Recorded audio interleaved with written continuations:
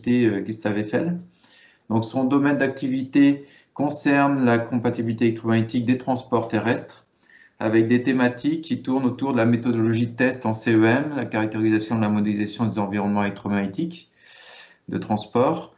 Ça concerne aussi tout ce qui est test d'immunité pour les systèmes embarqués, les problèmes de susceptibilité des systèmes de télécommunication dans les transports et les problèmes d'interférence électromagnétique intentionnelle ou non. Voilà. Et donc, il y a aussi la problématique du durcissement électromagnétique des systèmes de transport face aux cyberattaques.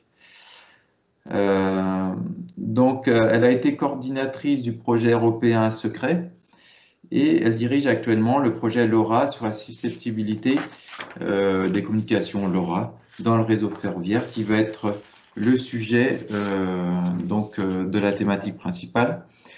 Voilà, donc bien entendu, elle apporte son expertise dans de nombreux projets CEM et il faut souligner aussi qu'elle siège comme chaire à la commission internationale de l'URSSI.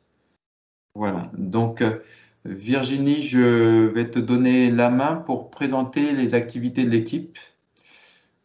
Donc voilà, merci Christophe pour cette introduction. Donc, je vais rapidement présenter, vous orienter un petit peu sur le LEOST et puis nos principaux thèmes de recherche, les projets qu'on traite et également un petit peu les expertises et les activités communautaires en fait. Donc, le LEOST, vous pouvez sans difficulté aller voir, c'est un des laboratoires en fait de l'université Gustave Eiffel, donc nouvelle université depuis 2020, université nationale, et dans lequel on a la CEM et un des thèmes, en fait, au sein de ce laboratoire. Et depuis quelques années, on évolue vers CEM et mêlant cybersécurité, puisqu'on traite, en fait, les interférences intentionnelles à l'encontre des systèmes de communication. Donc, nos thèmes de recherche se trouvent principalement autour de la question de caractérisation des environnements électromagnétiques de transport et l'analyse du comportement électromagnétique des équipements dans ces environnements. On travaille également sur principalement les méthodologies d'essai pour les systèmes communicants et sur un autre thème qui prend beaucoup de place ces dernières années, qui est les interférences électromagnétiques intentionnelles et leur impact sur les systèmes de communication. Donc rapidement, la caractérisation de l'environnement, donc ça peut, dans certains cas, effectivement, on l'applique de façon très précise au transport, à travers une meilleure connaissance des interférences présentes à bord de ces systèmes de transport, pour modéliser en fait des modèles d'interférence ou des scénarios d'interférence, et pouvoir ensuite étudier dans un deuxième temps en fait comment se comportent les équipements qui sont mêlés qui vivent dans ces milieux. Et au-delà des équipements, les systèmes de communication, c'est-à-dire qu'on regarde effectivement les couplages directs sur les équipements, mais également les couplages sur les signaux de communication reçus. Un deuxième thème, donc là un exemple de projet qu'on a en cours, par exemple, sur cette question d'environnement, de caractérisation. Donc actuellement, par exemple, on travaille dans le projet européen InSitEV, dans lequel on est en charge en fait de travailler sur les méthodologies d'évaluation des émissions électromagnétiques rayonnées par des systèmes de recharge par induction dans un mode dynamique. Donc, on traite comment effectivement aller observer ces interférences électromagnétiques, ces émissions électromagnétiques à travers 3 angles de vue qui sont les expositions humaines, qui est la cohabitation de ces systèmes de recharge avec des installations avoisinantes. Donc, regarder les perturbations électromagnétiques vers le monde extérieur et également à travers la CEM de ces systèmes de recharge avec les équipements embarqués au sein du véhicule. Le deuxième thème, c'est donc les moyens et méthodologies d'essai. Donc là, très souvent, on travaille beaucoup en laboratoire sur comment mettre en œuvre en fait des bancs de tests pour venir tester en fait des solutions communicantes qui sont utilisées dans le domaine des transports et surtout vérifier comment également ces solutions communicantes sont robustes ou non à des interférences spécifiques à ces milieux. Donc, on s'intéresse notamment lorsqu'on met en œuvre tous ces tests, c'est évidemment à toutes les questions de répétabilité, reproductibilité des essais, etc. Et puis, on s'intéresse surtout à identifier des indicateurs de qualité qui peuvent être pertinents au regard des applications qui doivent être portées ensuite par ces systèmes et qui permettent d'identifier ou de fixer des seuils, en fait, derrière. Donc, le troisième thème, ce sont les interférences électromagnétiques intentionnelles et leurs impacts sur les systèmes de communication. Donc là, de la même façon, on peut étudier la susceptibilité des différents protocoles de communication selon des cas d'attaque. Alors, les cas d'attaque qu'on va considérer, nous, c'est les interférences électromagnétiques intentionnelles, un petit peu élargies, puisqu'on peut traiter aussi des interférences, des formes d'attaque qui passent par le chemin sans fil également, mais qui rentrent un peu plus dans le cadre de la cybersécurité, puisqu'on regarde aussi des risques de spoofing, ou bien d'attaque de l'homme du milieu, c'est-à-dire des gens qui chercheraient éventuellement à se positionner à la place d'un émetteur licite dedans. Alors toujours, il y a également bien sûr des recherches d'indicateurs de défaut. Ensuite, on a des gros travaux sur les algorithmes pour la détection de ces attaques et la mise en œuvre de contre-mesures. Et puis, on travaille aussi, depuis quelques temps, on travaille aussi sur le volet un peu opposé, où là, c'est nous qui cherchons à brouiller. Donc, on travaille sur effectivement la recherche de brouillage intelligent, notamment pour stopper les drones qui survoleraient des zones interdites ou critiques. Donc là, l'idée, c'est bien sûr de penser des solutions de brouillage qui sont efficaces pour la cible et qui perturbent le moins possible les autres applications environnantes. Et donc, en général, on peut travailler sur des protocoles. Alors là, par exemple, je n'ai pas mis le Wi-Fi, j'ai oublié, c'est un oubli, mais ça peut être 2G appliqué au rail. Ça peut être des protocoles très spécifiques comme le Revalise ou le Tetra, mais également de la 4G ou du LoRaWAN. Alors, sur ce dernier thème, IEMI, c'est vraiment le thème qui, chez nous, est en force depuis quelques années. Là, c'est juste pour vous donner une illustration des projets, parce qu'on a démarré ce thème donc en 2012 avec le projet européen Secret, qui portait sur la sécurité des systèmes ferroviaires vis-à-vis des attaques électromagnétiques, donc interférences électromagnétiques intentionnelles. Et depuis, voilà, les projets se sont multipliés. Avec aujourd'hui, actuellement, on a en cours, on a donc le projet LoRa sur le LoRa, qui traite de la susceptibilité du LoRa aux attaques, dans un cadre ferroviaire également, puisqu'on regarde des applications de la SNCF ici. Le projet GELO4 qui porte, lui, davantage sur une surveillance d'activité radiofréquence ambiante pour aller détecter et géolocaliser une source d'attaque. Le projet PLISMA, dans lequel on travaille dans le cadre de la recherche d'une plateforme pour la sûreté et la sécurité de la mobilité. Et enfin, il y a les projets qui sont également plus récents. Alors, Slambly, qui est un projet industrie du futur avec l'entreprise MC2 Technologies, qui porte là pour le coup sur du jamming intelligent pour stopper les drones. Et puis, on a des projets internes. Ça, c'est des projets internes, c'est des projets en fait qui sont portés par des nouveaux outils au sein de notre université Gustave Eiffel, qui visent à nous faire coopérer avec d'autres équipes de l'université nationale. Et là, on a plusieurs projets. On a 2 projets sur le LoRa là-dessus. Et enfin, un projet qui vient tout juste de démarrer et que je coordonne aussi, en fait. Celui-ci, on ne l'a pas cité tout à l'heure parce que c'est tout nouveau. Ça a démarré en janvier. Et là, qui est de l'intelligence artificielle pour de la détection et de la géolocalisation d'une source radio-fréquence illégitime. Donc, pour illustrer un peu ces thèmes, là, par exemple, on illustre ici un cas de travail qui consiste à détecter une attaque par brouillage de très faible puissance. Alors, très faible puissance, c'est-à-dire qu'on s'intéresse à un brouillage qui viserait à mettre en défaut un réseau Wi-Fi. Mais vraiment, on dimensionne en fait la source d'attaque pour qu'elle soit extrêmement faible, le plus faible possible, et qu'elle ait tout simplement un petit peu d'effet sur le débit de la communication. Elle ne vient pas la couper.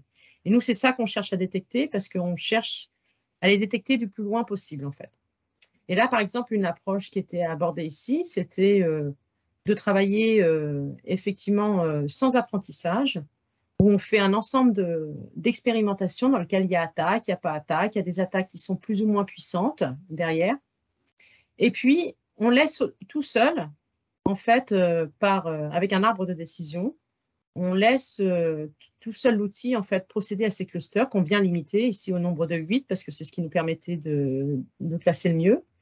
Et ensuite, on regarde tout simplement au cœur de ces clusters, on vient regarder a posteriori si ces clusters, en fait, comptent davantage de données qui ont été recueillies en présence d'attaque ou davantage de données qui ont été recueillies en absence d'attaque.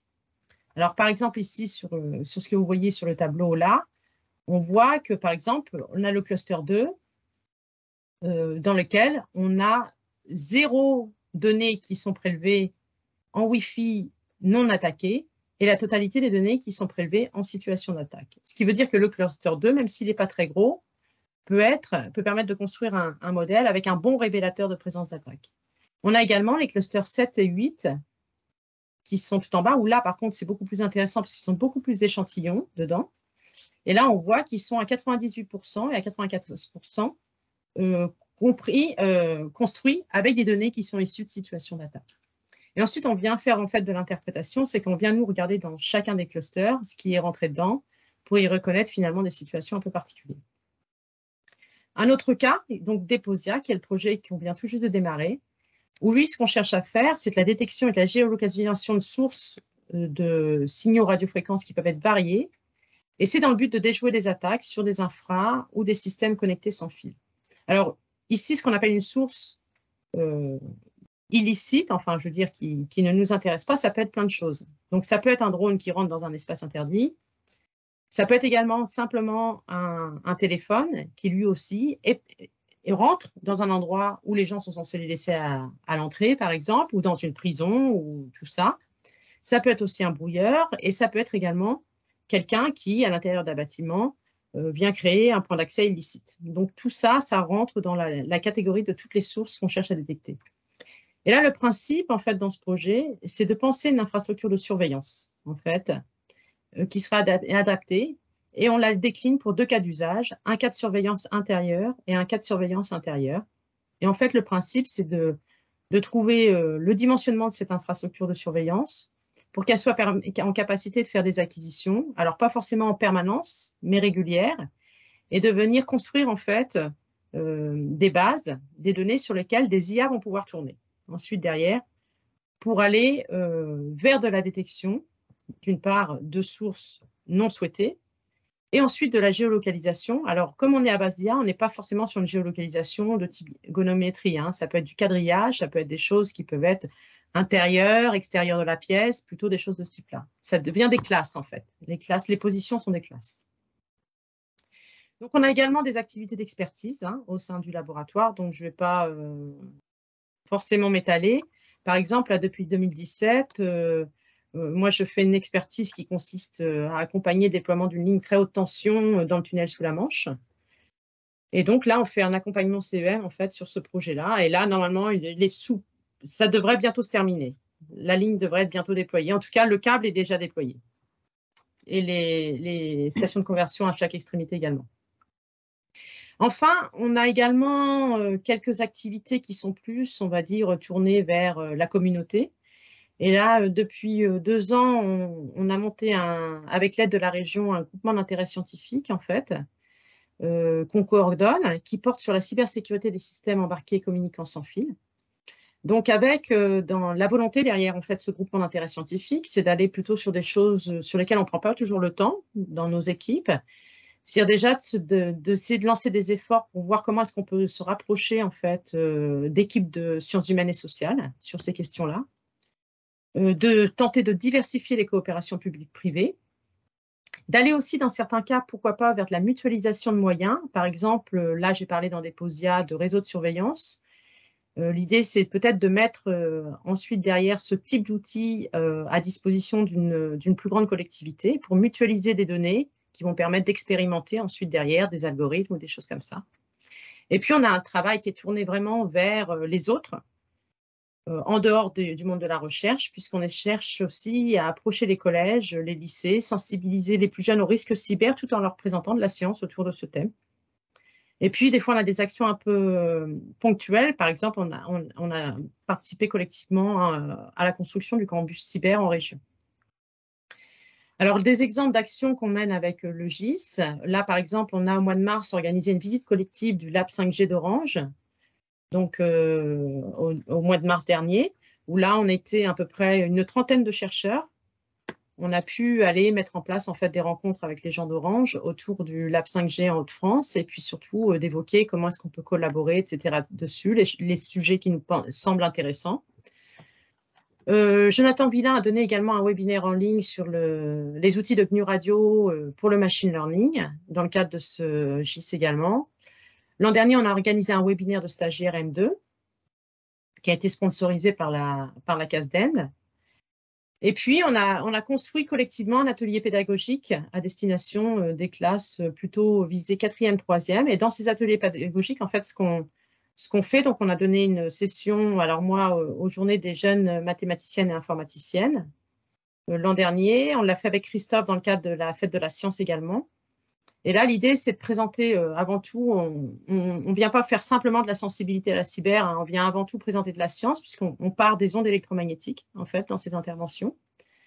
On y fait un peu de sensibilisation, effectivement, de mettre les jeunes en vigilance pour faire des bons usages, en fait, de ces outils. On donne de l'importance à surtout donner des exemples de mixité, donc faire en sorte qu'à chaque fois, effectivement, femmes et hommes interviennent, etc. Et puis surtout, c'est aussi familiariser les jeunes au monde de la recherche, qui rencontrent des chercheurs, et puis voilà, que ce ne soit pas quelque chose de très loin pour eux, parce que si on peut créer quelques vocations, on trouve ça important. On a également, donc, quelques membres du GIS ont également participé au programme Sciences Infuses de l'université, en créant un kit pédagogique qui ensuite est porté par des étudiants médiateurs au sein des établissements. Et puis, nous, on a, au sein de l'Université Gustave Eiffel, sorti un petit outil pédagogique qui s'appelle Petit Campus, avec une animation multimédia qui s'appelle Eléa, le petit robot, sur ce thème également de la cybersécurité. Voilà. J'espère que ça vous a donné une petite vue d'ensemble de ce qu'on faisait. Oui, merci Virginie pour cette présentation très claire et complète. Effectivement, c'est une activité vraiment très riche qui est autour des IEMI. Et très porteuse, effectivement, vu le nombre de projets que vous avez en ce moment donc au niveau recherche. Alors, ce que je propose au niveau des questions, c'est on peut avoir le temps pour une ou deux questions, mais je propose ensuite d'enchaîner directement sur la présentation donc du projet LoRa. Voilà, donc vous pouvez, donc j'ai pas vu de questions dans le chat, mais vous pouvez, si quelqu'un a une question à poser, vous pouvez la poser maintenant. Oui, Oui. Jean-Marc Dienot. Notre communauté, elle est tournée sur la cybersécurité, mais quel lien avec les effets des ondes sur les biologiques, voilà, un peu. Est-ce que Virginie, vous avez des choses, des partenaires? Alors j'ai vu que vous voulez rapprocher des SHS, donc je pense que c'est lié un peu à le lien entre les ondes et disons voilà, les biologiques et les sociétés, tout ça, l'impact là-dessus. Est-ce que vous avez des ressources là-dessus? Alors, nos tentatives de rapprochement des SHS ne sont pas vraiment sur ce thème-là. Elles sont plus dans le cadre des activités plutôt autour de la sécurité des systèmes de communication sans fil, mais pas vraiment au niveau des expositions. Au niveau des expositions, moi, je travaille dessus, en fait, dans le cadre du projet INSITEV, parce que vis-à-vis de la recherche d'induction, c'est un vrai thème. Mais là, moi, je ne travaille pas avec des biologistes, en fait, sur ce thème-là. Je travaille beaucoup plus sur les méthodologies de mesure et d'évaluation face à des systèmes qui sont dynamiques. Parce que le problème qu'on a, effectivement, dans le cas des recharges de véhicules par induction en dynamique, c'est qu'aujourd'hui, les méthodologies de mesure intègrent sur le temps de manière relativement lente. Et là, on a des systèmes qui sont dynamiques, qui bougent très vite, et donc ces méthodologies de mesure ne sont pas forcément adaptées. Donc moi, je suis plutôt penchée là-dessus et je ne travaille pas avec des biologistes là-dessus. La partie SHS, donc j'indiquais où on cherche à avoir des rapprochements, c'est vraiment autour des questions de sécurité des communications sans fil. Et là, c'est plutôt pour tenter. Donc d'ailleurs, il y a quelqu'un au sein du GIS actuellement qui est en train de travailler, quelqu'un de l'INRIA qui est en train de monter un COST en fait sur ce thème-là, puisqu'on cherche à créer une communauté qui soit pluridisciplinaire autour de la sécurité de ces systèmes de communication. Parce que ce qu'on voudrait pouvoir développer, c'est nous, on vient chercher en fait des solutions technologiques qui visent à détecter des attaques, principalement pour faire en sorte que les utilisateurs soient alertés au plus vite, Mais bien sûr, on a tout un travail à faire qui est aussi, derrière d'un point de vue SHS, c'est s'assurer que nos solutions technologiques, elles sont acceptables, elles sont retenues par les gens qui seront dans une démarche de s'auto-protéger, en fait. C'est beaucoup plus sur ces thèmes-là. Et comment travailler, en fait, de concert avec des gens des SHS, pour que nos solutions technologiques soient quand même emballées dans des formules, en fait, qui soient acceptables selon les publics qu'on vise. Si on cherche à développer des outils de protection pour une entreprise, ou pour un utilisateur lambda, ou pour un jeune. Et puis également, il y a un autre volet qui nous intéresse, c'est de se dire comment nos solutions technologiques peuvent venir peut-être un petit peu de temps en temps décourager de certaines formes d'attaque derrière. Ça, c'est quelque chose, donc c'est quelque chose sur lequel on aimerait bien aller, d'avancer. C'est plutôt là-dessus, en fait, qu'on cherche à faire des rapprochements avec les SHS.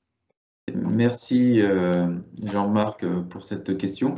J'avais peut-être une petite question en rapport avec la 5G, alors qui n'est pas forcément évoquée dans la présentation parce que sans doute les réseaux sont pas vraiment bien implantés. Mais est-ce qu'il y a des choses qui sont envisagées pour faire des études sur les futurs réseaux 5G et les risques aussi potentiels liés à ces réseaux? Alors, oui, pour le moment, effectivement, on n'a pas encore d'activité à proprement parler là-dessus. Par contre, effectivement, on la prépare. On regarde comment s'équiper déjà correctement pour effectivement pouvoir mettre en œuvre des actions de contrôle de la susceptibilité à certains formats spécifiques, effectivement, d'attaque. En particulier, là où nous, on s'inquiète un petit peu, c'est que la 5G se déploie aujourd'hui en partie pas mal, enfin c'est ce que Orange propose à pas mal en fait de clients, de déployer des réseaux privés, les 5G, qui viennent en fait couvrir éventuellement des campus industriels, des ports, enfin des zones assez spécifiques. Et là, effectivement, aujourd'hui, très clairement, pour les fois où on a pu discuter avec Orange là-dessus, la partie attaque provoquant du déni de service, effectivement, ils ne l'ont pas regardé encore. Hein. Par contre, selon les applications qui seront derrière dessus, et le but du jeu, c'est que toutes les applications passent sur la 5G ensuite dans ces réseaux privés. Et là, évidemment, pouvoir créer simplement du déni de service, ça peut être très problématique dans certains cas. Mais ça, on n'a pas encore travaillé dessus, mais c'est vrai que c'est quelque chose sur lequel on essaye de se mettre en ordre de marche. Et c'est aussi pour ça qu'on rencontre Orange de temps en temps, pour savoir comment est-ce qu'on peut aborder ces sujets-là, parce que on trouve un petit peu regrettable de les aborder seuls, en fait, hein, derrière. Il faut quand même les travailler avec les opérateurs, les principaux opérateurs. Voilà, et les utilisateurs derrière qui déploient, évidemment, et exploitent des réseaux privés, quoi. Ok, merci Virginie pour cette approche très intéressante, effectivement, où il faut inclure les opérateurs, enfin les installateurs aussi de technologies qui sont... La particularité de la 5G, c'est qu'il n'y a pas une 5G, hein. C'est qu'il y a plein de 5G dans le sens où elle peut se reconfigurer. Et par conséquent, sa susceptibilité sera également variable en fonction de la configuration qu'elle adoptera, quoi. Ok, merci. On va passer à la présentation thématique. Donc, je propose que Arthur prenne la main pour cette présentation-là. En attendant, donc, je voulais juste introduire donc Arthur Noguera, qui est postdoctorant à l'Université de Lille et fait partie de l'Institut IRSICA. Voilà, donc son domaine d'activité, c'est la compatibilité électromagnétique, les communications sans fil et la cybersécurité. Donc actuellement, il est sur le projet LoRa-R en partenariat avec la SNCF. Donc Arthur a fait sa thèse au Brésil avec comment dire un échange ou comment dire une mobilité en France au cours de sa thèse. Voilà, donc Arthur, je te donne la parole, tu peux commencer.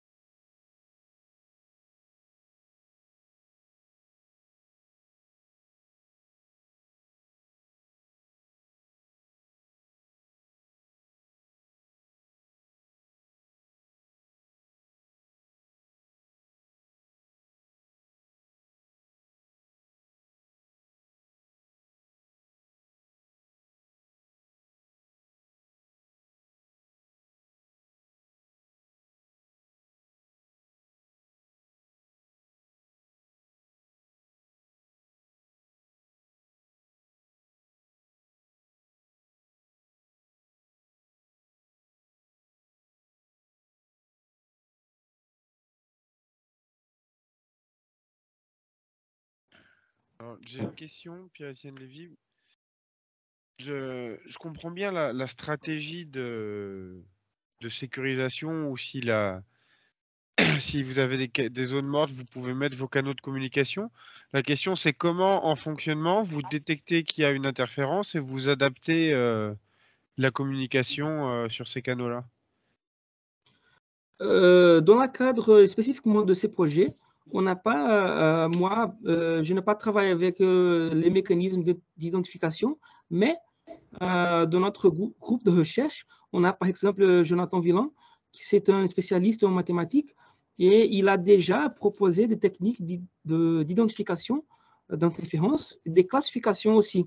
Donc, par exemple, il a déjà proposé des algorithmes pour identifier qu'il y a une source d'interférence et pour faire la distinction entre des attaques, des différents types d'attaques.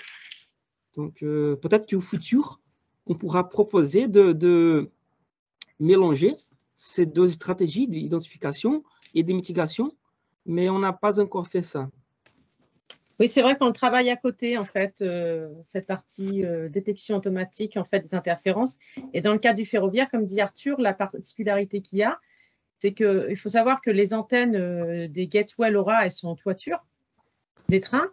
Et donc, il y a un autre type d'interférence qui agit sur la réception des gateways, c'est des transitoires qui sont produits par le contact caténaire pantographe. Et donc, du coup, on travaille non seulement sur la détection du jamming, mais surtout sur sa distinction avec ces autres types d'interférences également. D'accord, merci. Okay. Oui, ce qui veut dire qu'au niveau du récepteur, il y a un moyen de prévenir l'émetteur, parce que c'est le récepteur qui va faire cette détection-là, en fait, finalement, de brouillage. Et donc, il y a un protocole qui est prévu au niveau de LoRa pour engager une transition de fréquence. Alors, en fait, il y a déjà ce qu'ils appellent des capacités de saut dans le LoRa. Mais ça peut être ou non implémenté.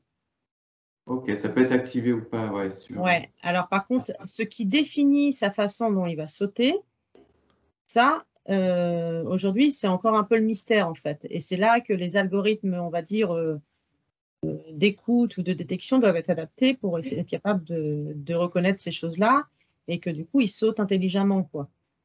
Pas complètement n'importe comment. Ok, donc c'est une transition qui peut se faire sans perte d'information, c'est-à-dire qu'on va peut-être demander à l'émetteur de réémettre l'information. Voilà, après derrière, il y a plusieurs aussi stratégies qui doivent être déployées derrière. Parce que dans les études de susceptibilité qu'on a fait, on s'est aussi aperçu que selon les spreading factors dont a parlé, dont les tests en fait sont assez reproductibles, c'est la susceptibilité aux attaques, aux interférences, ça se passait toujours tout le temps pareil. Et avec certains spreading factors, on a un côté un peu plus aléatoire parce que le message est beaucoup plus court et que du coup, il y a l'importance de à quel moment dans le message, le jamming touche, enfin bref, il y a plusieurs choses comme ça qui viennent jouer. Et là, on pourrait avoir des stratégies qui sont un peu différentes, qui disent automatiquement, quand on est en dimensionné en tel spreading factor, on envoie 10 fois le message et puis on sait qu'il va passer une fois sur 10. Quoi. Voilà. Oui. Ça peut être aussi autrement. Est-ce qu'il y a un moyen de jouer sur la puissance du signal? De changer la puissance pour augmenter la SIR, par exemple, c'est ça? Oui, dans le cas effectivement où l'attaque est sur une période longue, et donc on n'a pas de possibilité de fréquence de transition. Oui, en fait, on n'a pas encore défini une solution pour ce type de situation où cette méthodologie de saut de fréquence n'applique plus. Mais oui, l'augmentation de la puissance peut être une solution. Alors, normalement, ce n'est pas dans l'esprit de l'IoT quand même. Hein. D'accord. Parce qu'il faut que les batteries, elles tiennent longtemps. Oui, ah oui, ok. Il ne faut pas oublier cet aspect-là. Oui, c'est vrai. Ok, merci. Est-ce qu'il y a d'autres questions? Oui, j'ai une question, Alexandre Boyer. Voilà, ici vous avez présenté donc des interférences donc liées à à un brouilleur donné. Est-ce que vous avez aussi analysé la susceptibilité par rapport à d'autres formes d'ondes? Par exemple, très bêtement, qu'est-ce qui se passe si on envoie un signal harmonique continu, voilà, par exemple, centré sur les 3 canaux? Est-ce qu'on a une susceptibilité moindre ou proche? Est-ce que vous avez obtenu des résultats avec d'autres formes de signaux? Non, en fait, non. En fait, on a testé 2 scénarios. Le premier, c'est du type modulé par fréquence, qui sont plus facilement trouvés à travers les jammers commerciaux. Et la deuxième forme d'onde qu'on a analysée, c'est une séquence de transition. Ça, c'est lié, c'est un phénomène lié aux arcs voltaïques entre le contact caténaire du tronc et l'alimentation externe qui va. Et donc, on a essayé ces 2 cas. On n'a pas essayé des autres scénarios, je crois. Donc, Alors, tout au début du projet, moi, j'avais fait un petit peu avec des sinusoïdes classiques, mais c'était plus un petit peu pour vérifier au départ, on va dire, le banc de test qu'on appliquait, ces indicateurs, des choses comme ça. Et c'est vrai qu'on n'a pas cherché derrière à multiplier les cas. On a pris des cas d'interférence qui étaient des choses qui pouvaient correspondre à des vraies menaces, quoi, en fait. Enfin, des menaces. Les autres le sont aussi. Mais on va dire que là, les signaux qu'on utilise, c'est ceux qu'on a sortis de la caractérisation de brouilleurs qu'on trouve sur le marché. On est parti pour le moment là-dessus. Après, c'est vrai qu'aujourd'hui, tout le monde peut tout générer, hein. Oui, voilà. On peut à moindre coût générer des signaux simples aussi très complexes qui ne sont pas forcément issus d'appareils commerciaux. Non, on n'a pas fait une étude complète là-dessus. On était vraiment dans un contexte où on est assez proche, on va dire, de l'application, où la question se pose si à bord d'un train, quelqu'un embarque un brouilleur, voilà. Oui, je comprends. Très bien. Merci. Est-ce qu'il y a d'autres questions? Si on a le temps, j'avais une question pour rebondir sur ce que disait Virginie, où tu disais que le signal, c'était un profil d'attaque connu. Ça vient d'où ces profils d'attaque? Enfin, comment on... Nous, on a acheté des brouilleurs. D'accord. Ouais, et qu'on a caractérisé derrière. Et on a caractérisé les sources, en fait. Et ensuite, maintenant, quand on travaille, on n'utilise pas ces brouilleurs ensuite, hein, une fois qu'on travaille. Après, on a modélisé, en fait, les signaux et on les rejoue avec des générateurs de signaux arbitraires. Surtout parce que, comme l'a montré Arthur, on essaye de travailler en conduit pour éviter d'embêter tout le monde autour. Et puis surtout, on a retenu, parce que souvent les brouilleurs ont plusieurs antennes et émettent sur les bandes de différents systèmes de communication en même temps. Et nous, on ne retient que la partie qui concerne le système de communication qu'on étudie, quoi. D'accord. On limite, c'est aussi pour une préoccupation, c'est aussi pour le banc de test déjà, pour faire en sorte que le signal soit bien accepté par le banc de test, hein, qu'on n'aille pas forcément sur toutes les bandes. Et puis aussi pour pouvoir travailler en laboratoire sans gêner tout ce qui se passe autour également. Mais de temps en temps, on rachète un brouilleur pour vérifier, essayer de suivre un peu effectivement ce qu'il y a derrière, quoi. Donc, en fait, ça veut dire que vous faites une surveillance un peu des technologies de brouillage et des signaux possibles qui peuvent être émis, c'est ça? Quand on le peut, ouais, on essaye d'en racheter de temps en temps, sur les projets pour rester à jour, en fait, un peu. En sachant que ce n'est pas des brouilleurs très chers, hein, qu'on achète, hein, c'est des trucs. Là, on est dans le cadre de ce que tout le monde peut faire, en fait, hein. Ouais. Et dans ces cas-là, je crois qu'on a un défi parce qu'on n'a pas trouvé des normes de COM classiques pour nous dire comment on doit exécuter les essais. Donc, normalement, les standards COM sont plutôt directionnés aux produits électroniques qui sont en train d'être validés. Et ici, on essaie de caractériser la robustesse pas d'un produit, pas d'un composant électronique, mais d'un système de communication. Donc, on n'a pas trouvé une méthodologie standard. Ça, c'est un défi parce que nous-mêmes, on essaie de définir quels sont les bonnes méthodes de test, quels sont les paramètres, quelles sont les formes d'onde, etc. Ces travaux viendront nourrir sans doute justement l'élaboration d'un futur standard, peut-être sur ces problèmes de brouillage plutôt grand public, on va dire. Oui. Et surtout, ce qui est important dans ce qu'a présenté Arthur, je trouve, c'est que Arthur a bien indiqué que le signal d'interférence source, c'est une chose, et ensuite, effectivement, ce qu'il devient une fois qu'il est traité par les tâches de réception, c'est autre chose. Et donc, par exemple, maintenant, si on imagine reporter ça sur la 5G, on sait que la 5G, justement, aura des configurations qui lui permettront d'ailleurs d'aller sur des débits et des applications différentes. Et c'est aussi pour ça qu'elle aura justement des cas de susceptibilité différents pour la même source d'attaque, en fait. C'est ça qu'il faut aussi bien garder à l'esprit.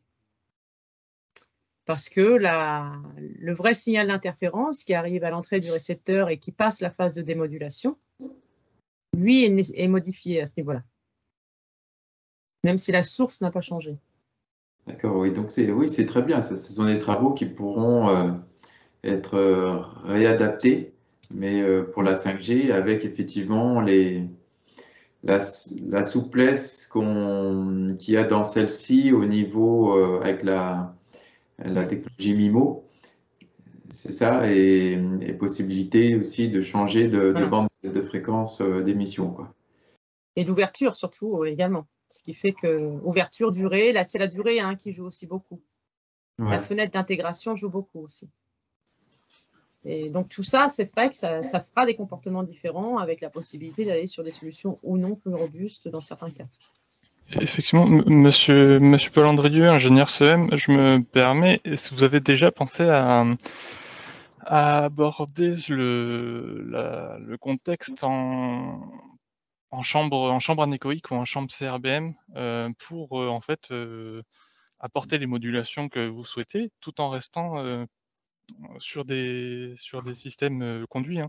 C'est des méthodes qu'on peut utiliser en se mettant en limite d'émission et réception avec des atténuateurs et qui pourraient en fait généraliser un peu les systèmes de brouillage, parce que je rebondis un peu sur les questions précédentes qui disaient qui voulait un peu généraliser le système de brouillage. Et en fait, en passant en chambre anéchoïque ou CRBM, on pourrait potentiellement aboutir à des systèmes de brouillage multiples.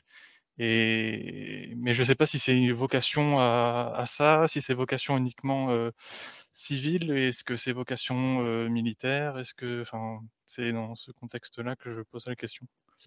Donc, en fait, je ne sais pas. En fait, le fait qu'on exécute les tests avec, par exemple, en mode conduit, je crois que on peut simuler des différents scénarios. Par exemple, les distances entre l'attaquant et le récepteur LoRa, par exemple, peut être simulé à travers des différents niveaux d'atténuation.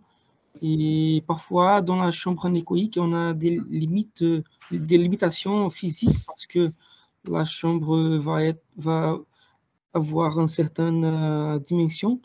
Et donc, c'est pas possible de créer des scénarios où les distances sont trop larges, sont trop grandes. Alors, il y a parfois un problème qu'on peut avoir aussi au passage en chambre anéchoïque et en mode dérayonné. Alors, on l'a utilisé, ce cas-là, pour le Wi-Fi, par exemple. Pour le Wi-Fi, on a travaillé en chambre anéchoïque, sur les études qu'on a menées pour le Wi-Fi. Parce que pour le Wi-Fi, on considère qu'effectivement, quelqu'un qui se présente quelque part avec un brouilleur, il peut aussi bien attaquer la réception, finalement, d'un client que la réception d'un point d'accès.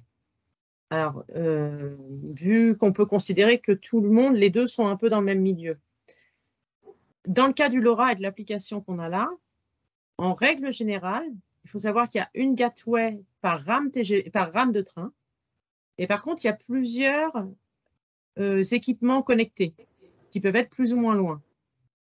Et en règle générale, dans la façon dont les choses sont mises en place et déployées au niveau ferroviaire, la menace, c'est que ce soit la réception de la gateway qui soit touchée, et pas les deux. Pas celle de l'équipement connecté. D'accord. Donc, nous, on fait attention lorsqu'on fait nos bancs de test à reproduire bien ces situations-là. C'est-à-dire qu'en fait, et parce que dans notre banc de test, on a un cas particulier, un élément particulier qu'on met en place pour pouvoir bien identifier le défaut. C'est que nous, en fait, notre gateway, elle renvoie. Alors, Arthur, on n'a pas parlé, je crois, ici, parce que voilà, on n'a pas mis de détails, mais elle renvoie un message qui s'appelle un acquittement. Et en pratique, sur le train, elle ne le fait pas. Mais nous, dans nos tests, elle le fait parce que ça nous permet effectivement de savoir fermement qu'elle a mal reçu un message. Et par contre, pour que notre banc de test fonctionne, il ne faut pas que cet acquittement à la réception de l'autre côté, lui, soit perturbé. Sinon, on ne perturbe pas le bon truc. En fait, je veux dire, on n'est pas en train de représenter la bonne configuration d'attaque.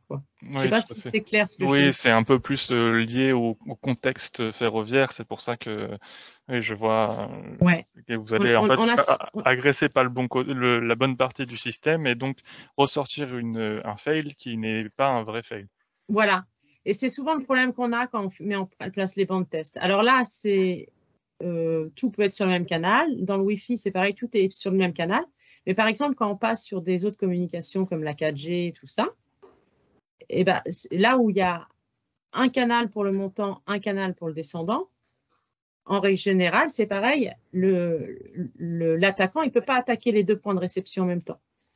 Donc, quand on fait nos bancs de test, c'est pareil, il faut toujours faire attention à ce que notre interférence, même si elle est plus large, on doit la revoir un peu parce qu'il ne faut pas qu'elle attaque les deux réceptions en même temps, sinon elle n'est pas représentative du cas réel, de la menace réelle. Ouais. On est toujours un peu obligé de faire des petits ajustements comme ça. Et c'est vrai que du coup, quand on passe en rayonné, il faut qu'on y réfléchisse aussi à chaque fois.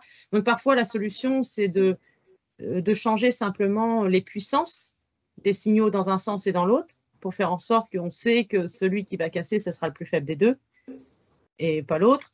Parfois, on fait des petites choses comme ça, mais c'est vrai qu'il faut y penser du coup. Quand on passe en rayonné, on est obligé de trouver des astuces. Oui, ou sinon, en rayonné, tout simplement mettre des atténuateurs et se mettre en limite de sensibilité pour en fait pouvoir réaliser l'essai et sans spécialement casser. Ouais, oui, mais voilà, il ne faut pas que ça agisse sur les deux bouts à la fois. Oui, tout à fait. C'est ça le problème. Effectivement, je vous remercie. Ok, alors merci à vous. Donc on va s'arrêter peut-être pour les questions parce qu'on a un peu débordé. Ce que je voulais juste préciser, c'est que là, Arthur, il ne l'a pas présenté, mais il y a eu tout un travail de modélisation et plus théorique à côté autour de ce projet-là également, qu'il n'a pas présenté là parce qu'on ne peut pas tout présenter, mais qui consiste à vraiment comprendre vraiment beaucoup plus finement les mécanismes d'échec en fait au niveau de la démodulation, etc. et pourquoi certains modèles entraînent plus facilement ce type d'erreur ou ce type d'erreur, etc., qui seraient des erreurs d'intégrité plutôt que d'autres erreurs, tout ça. Il y a aussi tout un gros travail qui a été fait là-dessus, et là, qui est un travail beaucoup plus de modélisation et de théorie, quoi. Oui, bien sûr. Juste un dernier commentaire. On a essayé de faire un modèle mathématique pour décrire le comportement de l'interférence dans le récepteur LoRa, et on a trouvé théoriquement un temps de balayage critique de 8 microsecondes qu'on a vérifié également dans le laboratoire. Donc, on essaye de prouver que la modélisation mathématique qu'on a peut fournir les mêmes résultats expérimentaux. Mais on est en phase de... On n'a pas fini cette analyse théorique, pas encore. Merci à vous pour toutes ces précisions et ces explications qui étaient vraiment très précises. On va s'arrêter là pour aujourd'hui. Donc les webinaires continuent la semaine prochaine. Donc sur une thématique pas très éloignée de celle d'aujourd'hui. On va rester sur le même sujet, donc avec l'IETR et Philippe Beignet qui nous présentera donc le projet de cybersécurité électromagnétique à Rennes.